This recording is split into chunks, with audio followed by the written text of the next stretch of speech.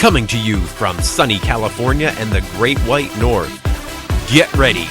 We are breaking down the obstacles on the Armchair Ninja Podcast.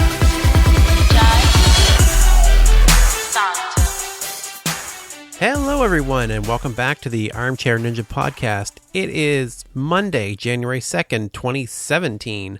My name is Rich, and joining me in this episode will be Bijan, but not in the intro. I am just here to introduce the second part of our Drunken Year in Review. I hope you enjoy it. A lot of people seem to like the first part, and I think part 2 is even better. So let's resume with the 20 questions. So if anybody's new to this, and Rich, you gonna get the lowdown as well if you ain't ready. So I have a particular Ninja Warrior competitor in my head, and I promise you I'm not going to change it or anything. This is the one, so everybody can follow along and everything. The key to this thing is you get 20 questions, Rich, and it has to be a yes or no question, or like I have to give it a yes or no answer. So you can't be like, what season were they on? You have to say, were they on seasons 3 through 5 or blah, blah, blah. You have to do a question like that. Does that make sense, my man? It does, and I wish I'd prepared better for it. No worries. The most important thing that I'll say is that this is a competitor. I wanted to make it fair. I didn't choose some deep cut, like a no-name competitor from season 1 or anything like that. This is a Ninja Warrior that not only Rich is going to know, but you guys are going to know as well. We'll give it a shot. If he finds this competitor too easy, I'll go a little bit harder next year. But I want to go easy this year. I think I gave a really big hint with that. That's all right. I'm kind of second guessing. I picked one too. But, after you told me you were doing this, I picked one too. So we'll see. All right, cool. Lego. All right. So, is the competitor a man? Yes. Has the competitor competed on stage 3? The answer, my man, is yes. This competitor has competed in stage 3. That narrows the field down very quickly, and I'm very much regretting this choice as a pick. Does the competitor have facial hair? Yes and no. Yes and no. It depends on what season you're choosing. Interesting. I will say this, if you want a good answer. This competitor is known for not having facial hair. If you were to picture this competitor in your head, this person would not have facial hair. Okay. So I want to make a guess already, but I'm gonna ask one more question. Mm-hmm. Was this competitor on Jump City, Seattle? This competitor was not on Jump City, Seattle. Was this competitor known for wearing a costume of some kind? No. Did this competitor have a bald head? No.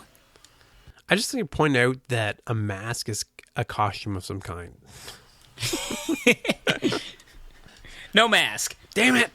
All right. Wait, you got me right there. Oh, that ain't cool. Yeah. All right, enjoy that free tidbit. Damn it. Was it Flip? Was it Flip Rodriguez? No. All right. And that is a question. That was a question. All right. Not Flip. Not Flip. Because that's who I thought it was right off the bat. Now, traditionally, if we're playing this game, you'd only get one guess. But we're doing, you can guess as much as you want as a question. So, keep going. I mean, that was a question. That was just a question. Was that 7 questions? 5, 6? 7 questions. About to do your 8th. All right. So, we've got stage 3, blah, blah, blah. I will do a recap at 10 questions. The whole hit or miss on the facial hair thing is really throwing me off now. Because I figured Flip's little... I would definitely say this competitor, if you want to know, if we were to answer it, I would say no facial hair. All right. If you want the technical answer, there's been seasons where he had slight facial hair. But this competitor, if you were to see him in your head, he would not have facial hair. Has this competitor competed in Sasuke? Hang on, let me... Dude, I barely see you right now. Because this is the thing, I want to make sure... What? I'm a wreck right now, and I don't know how I'm even coming up with any questions. So you have to look... The fact that you have to even look it up tells me a lot, so let me think. I know, but like I have to make sure. This is Well, it tells me it's not Drew right off the bat, right? So I'm like, okay, so if it wasn't Drew... I'm not saying shit. Okay, here we go. This competitor has competed on Sasuke. Interesting. And that is crazy because I did not know this, or I did not remember this, but he has competed on Sasuke. All right, so the fact that you didn't remember it, to me, crosses off Brent, it crosses off Drew, it crosses I need to stop talking, damn it! So no you don't Brent, know that, though. So no Brent, no Drew, no... I'm drunk. You don't know. Maybe I forgot Drew and Brent. Maybe. No Levi, no Brian Orozco. Who does that leave? Oh my God. I don't think Brian Arnold ever did. Joe Moravsky, I don't think has ever had facial hair. So I'm trying to think out loud here a little bit to make it a little more interesting. Travis Rosen ever had facial hair? I don't think so. You want me to go down the list? So we have a man that has competed in Stage 3 of American Ninja Warrior. He is not known for facial hair. As a matter of fact, just picture him, no facial hair. Not on Jump City, Seattle. He does not wear a costume. He does have hair. He is not Flip Rodriguez. And has competed in Sasuke. Come on, I should and know you're on this. Question number 9. So you got plenty of questions. Come on. Oh, come on. You're like killing me here. I feel like it's obvious at this point. Like, come on, man. Dude, if I wasn't 3 Chiefs in the Wind, I would probably have this already. Come on. Yeah. All right, let go. All right. That's a question. Let me think. I'm going to go... Honestly, you haven't asked the most important question that I feel like is like the best question there is, which is seasons, you know what I mean? I know, but I'm giving you a big hint right there. Just saying. It's the yes or no faction, right? Like, did he compete in ANW8? Oh, you want to do that? The most recent season. There's easier ways of doing that, but he did compete in the ANW Season 8. Did he compete in Vegas in ANW8? He did compete in the finals of ANW Season 8. Trying to think of a more ambivalent question to ask here. He competed in Sasuke, and you had to look it up. That's what's killing me here. So that rules out. Trust me, I did not know this. It is a very deep cut that he competed in Sasuke. That's what I mean. Maybe rules the out. Final Stage podcast. Maybe Arsenet would know, but I don't think many people would know. But if you want a huge hint, honestly, I would not. The fact that you don't expect it is actually a really big hint to me because I'm going, it's not David Campbell, right? So I know it's not David Campbell for that. So I really need to stop putting my foot in my mouth. I'm overthinking it. So does he have black hair? He does have black hair. Is he a member of the Wolfpack? He is not a member of the Wolfpack. Did he compete on Team Ninja Warrior? He did compete in Team Ninja Warrior. Okay, I really do think I focused too much on the facial hair thing. Is his first name Travis? His name is Travis. It's Travis Rosen. You got it! He had facial hair at some point? Way too many hints. You made it to question 15. Good job. Woohoo! And yes, he had a slight mustache one season. I forgot which one it was, but he did have a mustache. I could not picture that. That's where I was like, dude, please don't. Like, trust me, he is not known for facial hair. All right, so I'm gonna reverse this on you. So I got one here for you. So let's give this a go. Oh boy, here we go. Let's see if you can do it. Hang on. To enjoy this for the absolute train wreck that it is, I am going to take another shot. What is this, number 10? Ooh, go ahead. You might be passing me. I am done. Numero 10. Yes. Por favor. You know, Sesame Street taught me how to count in Spanish. We didn't take it in school, but I'm pretty sure I know how to count. Sí. 1, 2, 3, 4, 5, 7, 8, 9, 10. Is that right? You failed epically. No, you did not get Damn that it. right, but it's all good. 1, 2, 3, 4, 5, 6, 7, 8, 7, 8, 9, 10. Close? No, a lot of our listeners are just hating you right now, but it's all good. All right. Cheers, everybody. Numero 10. All right, let's get it. It's pretty much water at this point. Spicy water. Cinnamon water. Even better. Pretty much. All right. You ready? I'm really not. I'm screwed, but, let's do it. Let's do it up. All right. First question. Go for it. And this is a competitor we would know, right? Everyone will know this competitor. Okay, cool. Oh, You got to give a question. Oh my god! I was like, when are you gonna ask the question? Oh my god, I am. Oh, okay. Is this competitor a male? Yes. Did this competitor compete in seasons 1 through 4 of American Ninja Warrior? If you want to be technical. I'm pretty confident saying no. Did this competitor make it to stage 3? Yes. Ooh, nice little tidbit. Okay. Is this competitor Caucasian? Yes. Man, if you were to say no, it would be so much easier. I don't think enough people will think about this, but I'm like, oh, a lot of white males. Yeah. That's a good point. That makes sense. Yeah. Did this competitor participate in season 8 of American Ninja Warrior? Yes. Does this competitor have black hair? Yes. Black hair. Has this competitor made it in the top 3 of one of the qualifying stages of National Ninja League? No. I feel like I should have asked if they were in National Ninja League. But screw that. I'm not going to waste my time. Well, I'm still early in, so let's do some BS questions, right? It's funny, on the other side, I'm like, man, this is harder than it sounds or looks, right? I don't remember. I'm like, oh I my don't remember God. the last I'm time like, I played 20 questions. who? I was like, wait, why I can't think of any questions? I have no idea. Okay. Does this competitor own or work? Or how about this? I'll say, does this competitor work at a regional ninja gym? No. Counts out Cheskis and all of that. The thing that's getting me, I know you're caught up on the facial hair thing. For me, it's the stage 3 thing, because that's gonna dumb down, that's gonna narrow out the field quite a bit, right?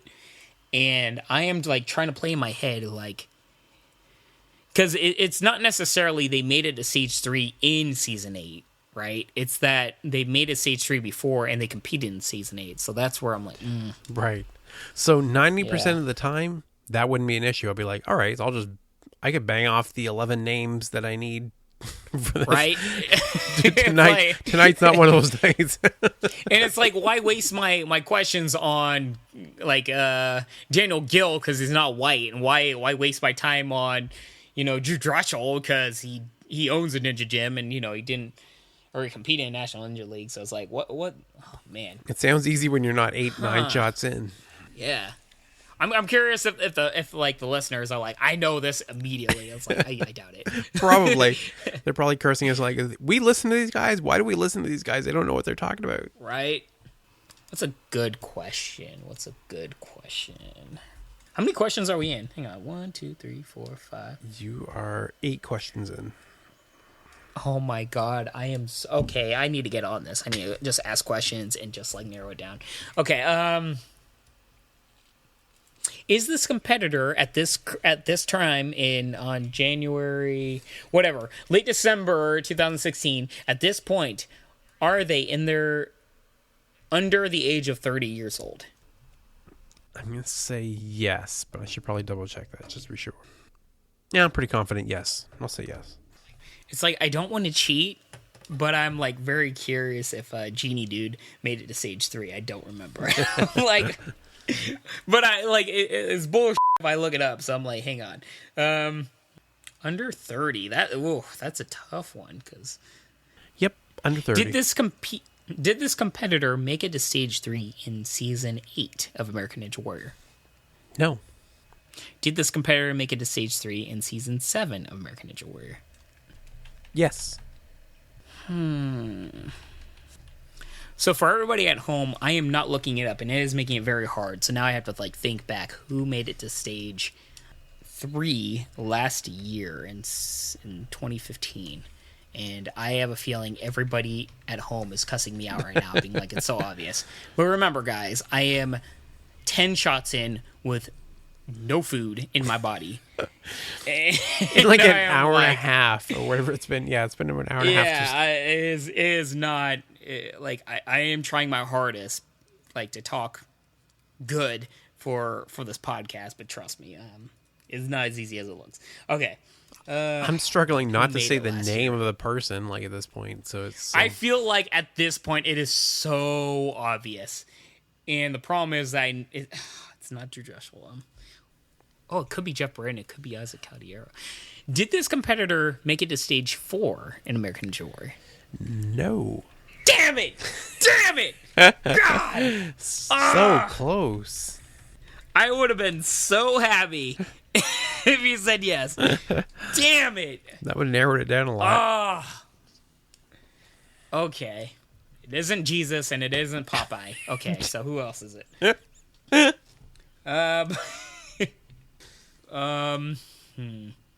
Oh my, dude, seriously, this alcohol is killing me. Because, it's at this point, I'm meta knowing, this is very obvious and I can't think of... How many questions are we at, man? And let's do a recap of everything. It's a male, not in season 1 through 4. They have made it to stage 3. They are Caucasian. They were in season 8. They have black hair. They were not in the top 3 qualifying for a National Ninja League. They don't work for a regional ninja gym. They are under 30.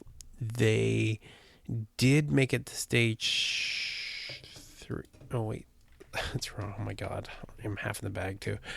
I feel like I know somebody now thinking back, while you're recapping. This is really helpful. But keep going. They didn't make it to stage 3 in season 8, but they did make it to stage 3 in season 7, and they did not make it to stage 4 in season 7. Does this competitor go under the nickname of Beast McGrath? No. So certain. I was so sure. So that's 13 questions in. How many did I have? 15. 15. You get 2 more questions before I beat you. Oh, you're beating me. I think you'll get it. I have confidence, Bijan. You can do it. You have 2 questions left. You can do it. What black hair white boy made it to stage 3 last year? Come on, you can do it. I have no idea. I don't remember. Okay, this is the thing I'm forgetting because I'm focused too much on the white stage 3 thing. I need to focus on last year. That's the thing. I need to focus on last year. I don't remember anything from last year, but I'm going to focus on last year. At the moment, yeah, it's all a blur, isn't it? It really is. Okay, last year. You know what? Every competitor I'm thinking about, though, is over 30 because they're one of the naturals. But then again, I remember, Drew Dressel is shockingly young for his age, so maybe I'm overthinking that. He's young for his age. I have no idea, but this might narrow it down. Is this competitor known for having a background in free running? No. That was a good question, though. Mm-hmm. It's I'm trying to think of things to narrow it down with, and I'm like, maybe their background, if it's free running, if it's rock climbing, if it's blah, blah, blah. Because it could be Ian Dory, it could be Jake Murray, it could be... at this point, I honestly have no idea who made it stage 3 last year, but I'm trying to narrow down, who potentially could have, you know what I mean? Right. Could be, I forget his name, but the guy that's always fast, the free runner that's super fast. And if it's that guy, I'm screwed because I can't remember his name. Lauren Ball. I don't want to look it up. There you go. Oh, well, thank you. It's not him, though. Yeah. I'll give you that one. He didn't make it stage 3 last year. It's not him. That's all I could think of. That's sad. Ian Dory, Jake Murray, out of everybody else, because I know everybody else isn't it. Brian Arnold can... I swear to God, if it's Brian Arnold and you say black hair, I'm going to punch you through the mic, through the computer. I'm like, no, Peach Fuzz does not count, mother. It does not. You got one more question for a tie. Oh, are they known for free running? You already asked that one. I said no. You didn't answer. I said no. Oh, you said no. Oh, I didn't. I didn't hear that. Sorry. Not a free runner. Not a free runner. Okay, just to tie you, I'm going to make a blatant guess, because why not? Is it Ian Dory? It is Ian Dory. Oh! Yes! Yes! Oh my god! Nice. I swear everybody, it was down for me, like the only two people I can guess left was Ian Dory or Jake Murray. And I was like, oh, thank God. Woo! Okay, we made it. And I know for a fact, a good 90% of the listeners knew this way before me. They're like, it's so freaking obvious, Bijan. What's wrong with you? Like, Bijan, you asked stage 3 as your second question. Come on, just list everybody. I should have just asked the Wolfpack. I should have asked about the Wolfpack. There's like 6. Damn it. Was it 8 people that made it to stage 3 last year? Something like 6, maybe? Dude, I can't, it was all blur to me. Oh, yeah, I know. It's so much a blur at this point. I'm there with you. Because I'm like, I think the thing is that you think too much, and it's like, am I overthinking it? Did they make it to stage 3 on stage in season 8 or season 7 or season 6? Blah blah blah. You know. But hey, I made it. I tied it with you at least. Yeah, I actually thought of picking someone more obscure, but I thought, you know what, Ian Dory is a pretty good mix of, you know what, one of the ones that's overlooked a lot. Mm-hmm. Well, hey, that was good. That was good. At least we know our stuff. Next year we are going to pick much harder peoples. I think that's to say, but no deep cuts, guys. Like no ridiculous questions. We both got within 20 questions. I mean, we both did it. No, like cowboy abs, dude, whatever his name is. You know, I'm not gonna ask that. I was thinking actually, what's his name? Morgan, Jeremiah Morgan. See, I don't even know who that is, so please don't. But he made it like stage 3. I'm pretty sure he did. I gotta look that up quick. Well, I don't know who that is, so that would be a deep cut. That good for you, because you would stump me. Jeremiah Morgan would have been a great one because he did make it to stage 3 in season 7. Oh man, yeah. I apologize, Jeremiah, but yeah, I can't even picture it in my head at this point. He's one of the underappreciated ninjas. He's right up there with him and Andy Lowe's are like the most underappreciated ninjas out there. Poor Andy Lowe's. At least I appreciate Andy. Like Jeremiah Morgan, man. You need to get your face out there more. Actually, it is my duty to look you up now, man. I bet he'd recognize. Oh my God! I bet you'd recognize his father though. Maybe. This is his father. Yeah, it doesn't matter. Anyways, what was the thing you want? The game you wanted for me or whatever? Didn't you have a game or something like that? All right, so the quick question I wanted to ask you, when you talked about, you know, giving me a quiz, I thought the best quiz I can think of for anybody for A&W is, can you spell Drew Dreshel's last name? Oh, that is so mean. Hang on, I'm an English major too. Let me think about this. Is it cheating if I write it down on the piece of paper? No, that's fine. Just don't Google it. Okay.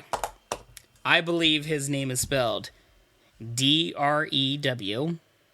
right? For Drew. Yeah. And then space. Dreschel is spelled Dreschel. Nope. And that is exactly... God. Every time I've written notes down for this show, that's how I spelled it, exactly the same. And that is not how it's spelled. It is actually DR... It's missing the H, isn't it? No, the S is in a place you don't expect it. It's Drechl. Oh, I would have never guessed that. Really? Yeah. Woo. I've misspelled his name more than anybody else's. You know what, guys? That brings us to shot number... it's 11. I don't know. Hang on, let me think about it. Shot number 11 in Spanish is... once, right? I have no idea. Once. It's ons in French. All right. Shot numero 11, guys, for my failure. Although I made it past 20 questions, I did not make it past how to spell Drew Dreschel.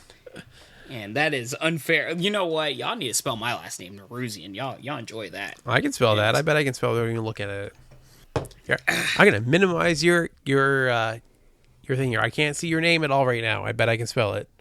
It is NOWROOZI. Oh, shoot. ZIAN. Did you just say Z? I said Z. You are so Canadian. Yeah, I can't help it. It comes out sometimes. Yeah, you spelled it correctly. I might see it a lot, though. Yeah, you're not. It's not fair because it's like, it's phonetically correct. You know, it's apropos. All right. This might be the longest podcast we've ever recorded. Oh yeah. My life. What else do we have? Because we have the national. Oh boy, we have the National Ninja League left. Ninja League. Oh my god. Yeah. All right, let's go. So moving on to the National Ninja League, we've got the ATP Qualifier. That is the Atomic Training and Performance in Fort Lauderdale, Florida. We're drunk. Oh, boy. I am so sorry for everybody in Fort Lauderdale. Henry Ferrarin was actually in 4th place, which is unusual to mention, but I really like that Chris mentioned this. So Henry is actually the Ninja for a Cure ninja. He is the guy that you always see him wearing one of the shirts that promotes the Ninja for a Cure, promoting the breast cancer awareness. So that's cool. Henry did a great job. And he ended up in 4th place. After him, we had James Reed. He was really solid. Actually, he had no hesitation. And he got stuck on this weird box obstacle. Bijan, what did you think of this box obstacle with pegs? Like, I don't even know how to describe it. It was kind of dope. It reminded me, I forget what, it was last year with, what's the guy's name? Jeff Britton? Not Isaac Cowd. Yeah, Jeff Britton. So bad. So drunk. Like, I can picture all these guys in my head, but I'm like, the name, I like, it does not compute. Hey, other podcasts do not have to remember this many names, to be fair. It's so bad though. I talked to him like anyways. All right. What the were we talking about again? The box with pegs. Yeah. Okay. So the box of pegs, it reminds me kind of like last year with Jeff Britton, with the with the pegs with Cannonball Alley. But these boxes, I thought it was a very creative obstacle. Basically, it's just a square box with various holes in it, and you put your the peg in, and you use that hold up. But then there's another box, and put the peg in and go on from there. I don't know how to describe it. I'm drunk, guys. That's a genius description of the whole thing. What do you want from me, okay? I can't even say genius, so I can't talk. So, go ahead.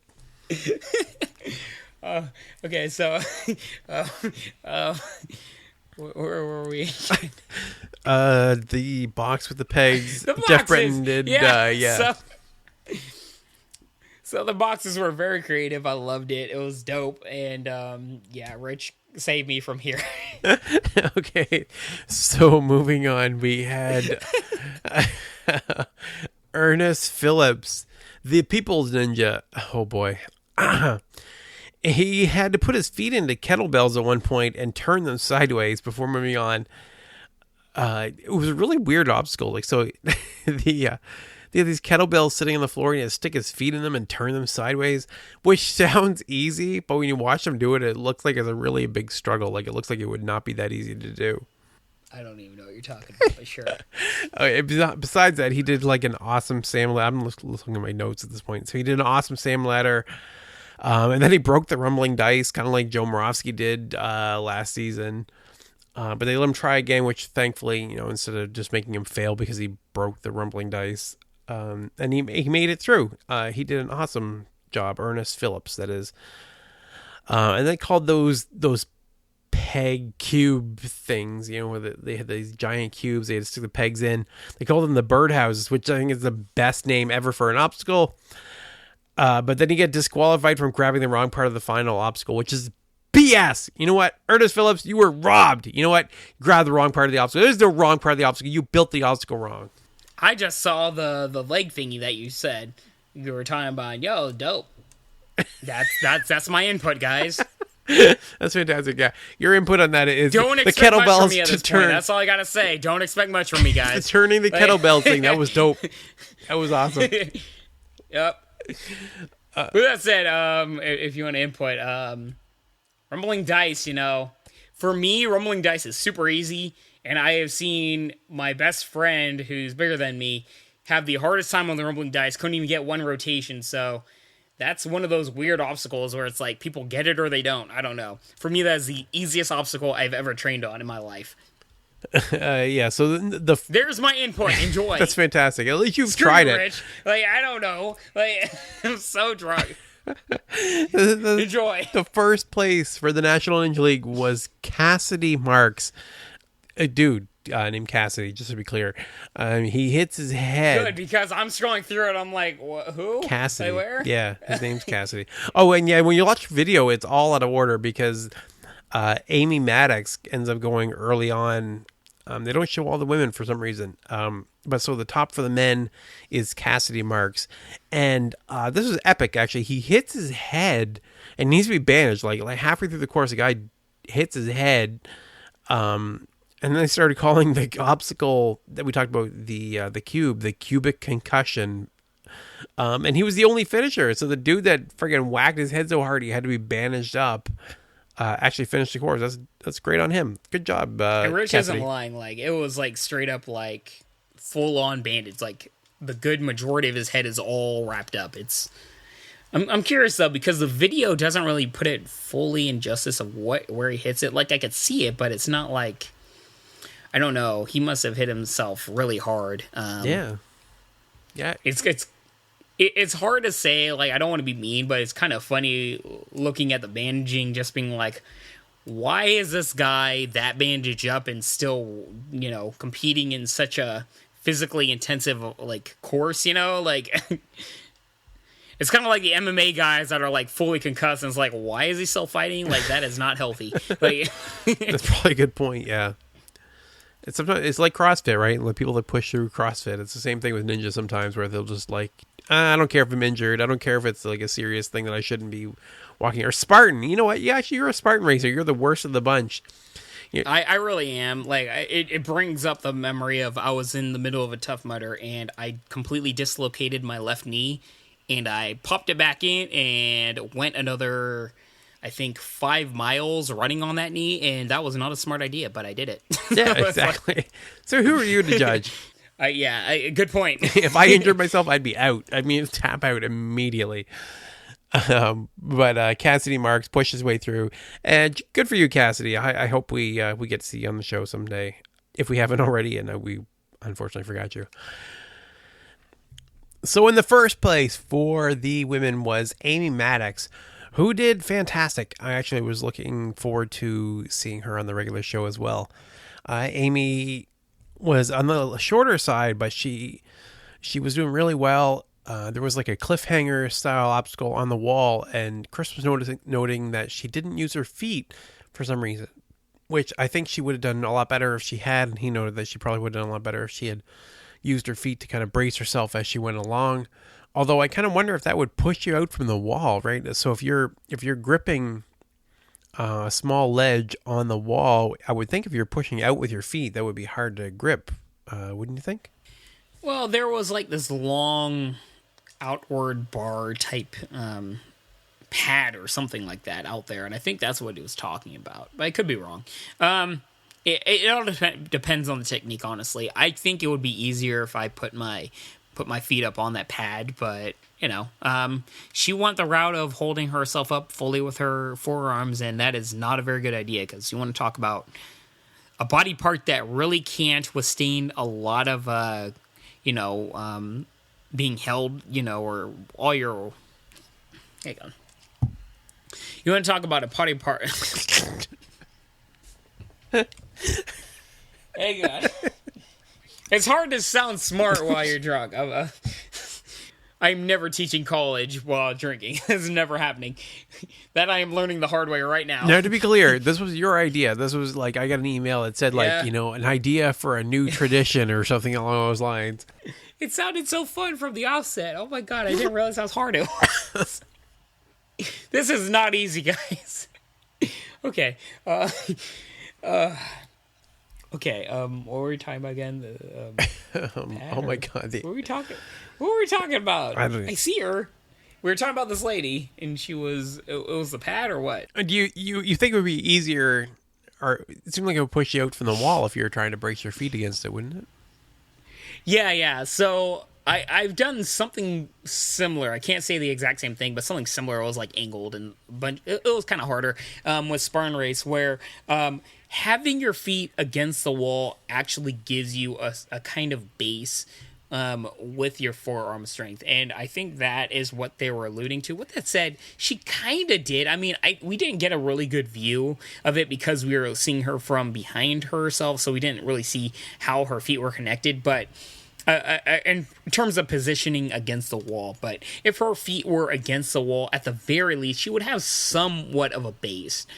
We saw other competitors fully position themselves outwards where they were holding themselves up from the wall, and that's the best way to do it. But I don't know, Rich. How do we explain this? It's kind of like, rather than the bottom of her feet pressed against the wall and all the way her like leaning backwards, where she has all of her weight against the wall. It's more of her like having the very tip of her front feet against the wall, and it's kind of like it's still all of her weight's on her forearms. I hope that makes sense. Yeah, I kind of did. It's kind of like that, and it's not the best way of doing it, but she was able to kind of get through. But did she get very far from that? I don't think she did she? No, she fell at the end of that. I actually would have appreciated it. Oh, there you go. If we had seen, one of the men who went further, how they had done it, I think it would have made a lot more sense to see them go through. But I don't think we actually got to see that. Yeah, I guess the best example we can give for this, because, the positioning against, like, doing a cliffhanger against the wall, you can't really get the view. But I guess a better example would be people that you've seen a lot of time on cliffs, that are climbing up the rope, going up a cliff. If they were, and you saw this on stage 2 also in American Ninja Warrior, if they're positioned fully against the wall and they're kind of just climbing up with the tips of their feet, it's going to be very hard, and it's going to be all on their upper body, right, on their arms. But if they lean back and they use the soles of their feet and they actually like kind of grab upwards, they're putting a lot more of their weight on the soles of their feet against the wall. So I guess that would be the best example I can give with how this technique really kind of works. I hope that makes sense. At this point, I don't trust myself, but I hope that makes sense. That works enough for me that I didn't follow it, but I trust you. I really do trust you, Bijan, completely. Please don't. Usually I do, but at this point, I'm like, oh boy. I heard half of it. I think it was good. I think we're all good. So I apologize, but we sent this out very last second. We had asked if there were any questions or comments for the year, and we had William from the Final Stage podcast actually reached out to us and asked, what do we want to see changed for ANW9, which is a great question, and I wish I could answer it sober. Bijan, what do you want to see changed for ANW9?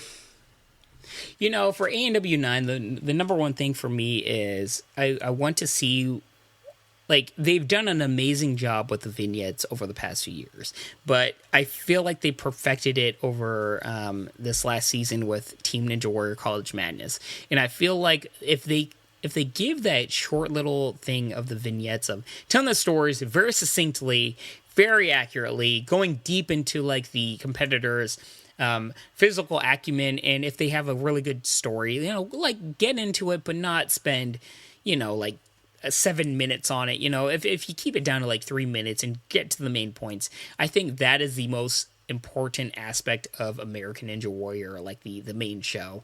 That I think was the most important thing. And not just that, also the secondary thing is the obstacles. I feel like this past year they introduced us to some amazing obstacles that were fair. I think the more important thing is fair. No matter how difficult they were, how easy they were all fair. And that was always a problem in the earlier seasons, especially with that. I forget what it's called, but Hourglass Drop. Right. To this day, whatever you want to say about it, I know last season competitors were able to get past it a little bit more easier. From what I understand, it was kind of modified. But the hourglass drop from season 7, I felt like was unfair. As long as they keep all the obstacles fair, I am cool with whatever, no matter how difficult it is. And as long as they keep to that, I'm okay with it, honestly. You know, we don't need, you know, a lot of people say it needs to be like Sasuke, it needs to be like this or that. You know, it American Ninja Warrior can be itself. You know, if it's going to be chasing Sasuke its entire time, that's always going to be in the shadow of Sasuke. So it kind of needs to find its own identity. And in many ways, honestly, it's found its identity 3 seasons ago. And I'm happy about that, where we can have people that enjoy Sasuke, like, you know, me and everybody else, that also enjoy American Ninja Warrior. Oh my god, I almost... Hang on. We're doing such a great job. It does not. It comes out of nowhere. My body's like, F you, Bijan. You better eat something soon. Okay. Okay. I was actually really impressed for a second. Like, you were being articulate. You were like nailing all the points you wanted to hit. I am trying so hard. Okay. Okay. So, I know I was on something about American Ninja Warrior. Yeah. So as long as it keeps to that, I am very optimistic. I am very optimistic. Thank you. I am. I was about to say opportunistic, and that is not the right word. Oh my god. Future college professor, everybody. You know, look forward to me and your teaching you, improving your lexicon. You know, one word at a time. So, I forgot what we were saying. Yeah. As long as Rich, what did you just say? I wasn't optimistic. That's the only word in my head right now. You're very optimistic. Optimistic. I am struggling, but I'll get through this, bro. Okay. I am very optimistic for next year. I think they have kind of perfected a lot of the things that were a lot of the gripes for a lot of the diehard fans. In terms of next year, the one thing I'm looking forward to more than anything else is the new blood, the new age of American Ninja Warrior competitors. Now, with that said, there's going to be some growing pains. I really hope the scouts for American Ninja Warrior do not disrespect the hardcore ANW Ninja All-Stars. Do not do it again where David Campbell, has to, wait in the walk-on line. You know, that was such a disrespect to not only David Campbell, but everybody that looks forward to him every year. I was so disheartened from that, and I know a lot of other people were. So, as long as you understand who are the people that really are important to the big hardcore fans, and I understand there can only be 100 competitors every, region. I understand that fully. I look forward to the new young blood. I understand and I accept that there will be some severely missed competitors that are kind of like in the middle area. At this point, I had to accept it. It kind of sucks to say that, but I have to accept it. But as long as you respect the hardcore Ninja Warrior All-Stars, American Ninja Warrior All-Stars, and you give an opportunity to the new young blood, like, as you said, Tomas and Amelia Becker and all that stuff, Amon, all that's, all the competitors that are, we're seeing from College Madness and that we're seeing from the regional circuits, as long as you give them the respect and also the respect of the All-Stars, that is where we find a happy medium of everything. That's what I look forward to more than anything else. And honestly, I look forward to 2 seasons from now when Jeff Britton makes his glorious return and wins the whole thing. Because that's going to happen. I know Jeff Britton's like, nope, I'm retired. Nope. Sorry, bro. I know how this stuff works. I have been a fan of wrestling for all my life, and I know how this goes. Give it 2 years, you're going to miss it, and you're going to come back. It's all good. We're all hoping Jeff comes back.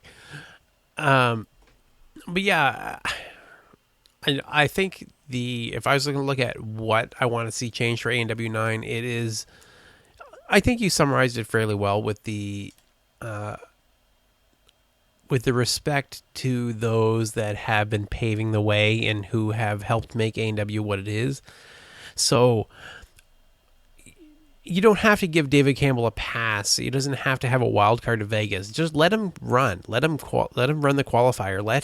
Give him a chance, right? Yeah.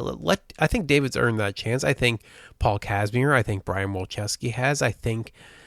I certainly think that Noah Kaufman has. And he continues to push and grow this audience, this sport for everyone. So I'm very excited to see them come back. I'm hoping that the casting decisions make a little more sense next year. That is my biggest wish for ANW 9. Other than that, I think they did everything pretty spot on. I think they ramped it up the difficulty just to where it needed to be. I think they made it a little more difficult.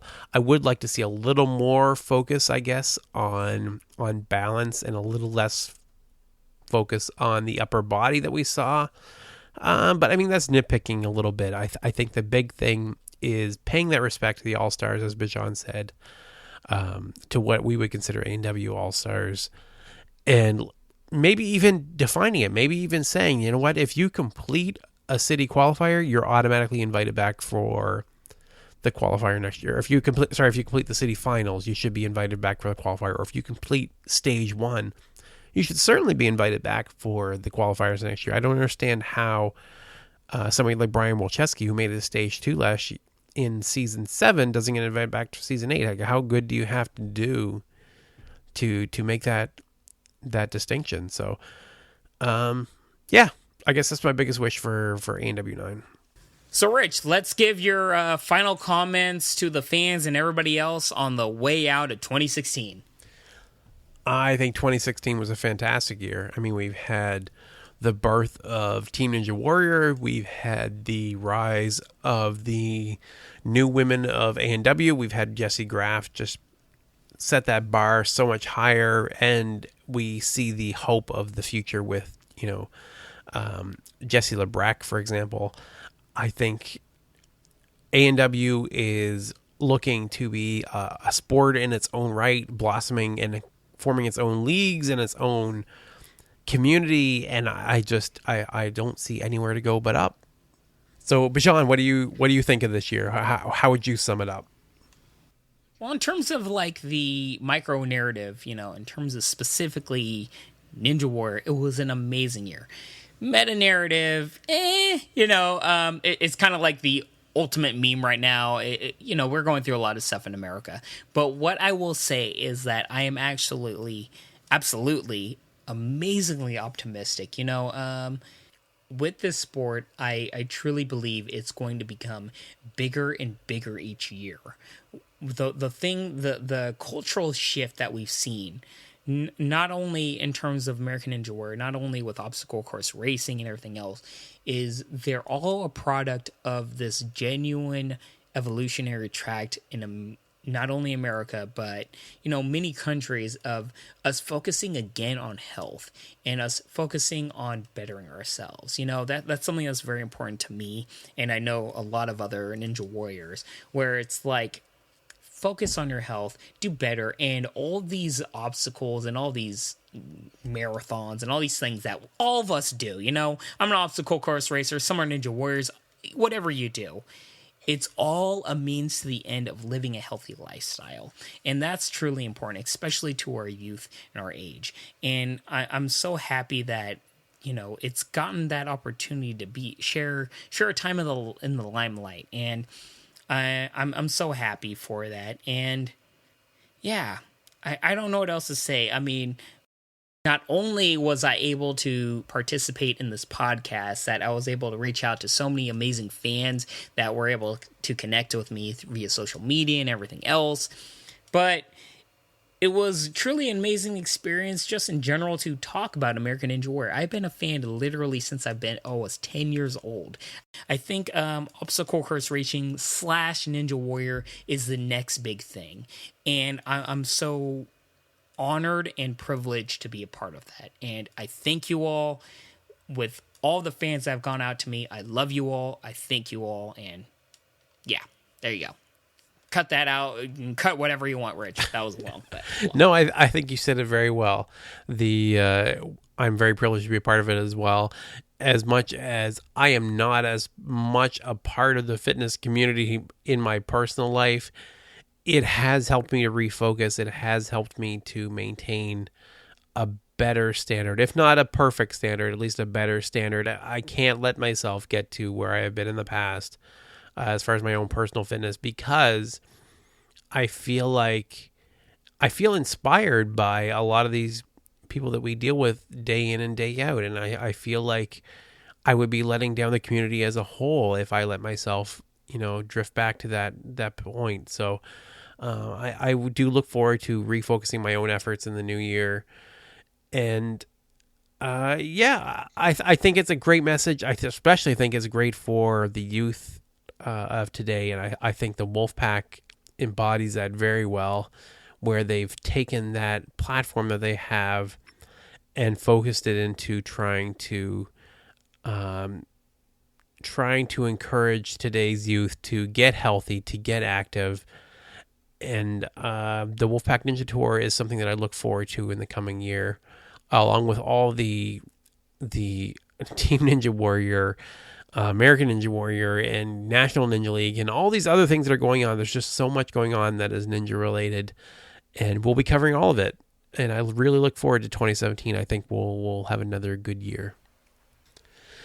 So if you'd like to reach out to us, if you have a question for us, if you have a comment, a question, whatever, throw it our way. You can reach us at Ninja Podcast at Twitter and Instagram.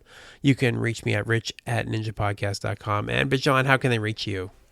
Hit me up at Twitter and Instagram with a sober Bijan at Bijan151. That is, yeah, I already said it. Anyways, that's how you spell it. Yeah, guys. And yeah, once again, if this was the podcast where we're like, oh boy, you are a hot mess. Yeah, I very much am a hot mess. And don't worry, for the next year, 364 days, because 65 days, we might be doing this again. For the next 364 days, we will be sober. So, yay, enjoy. Blah, blah, blah. That's true. So thank you all for listening, and I hope you have a great year. Rest in peace, Carrie Fisher, and FU 2016.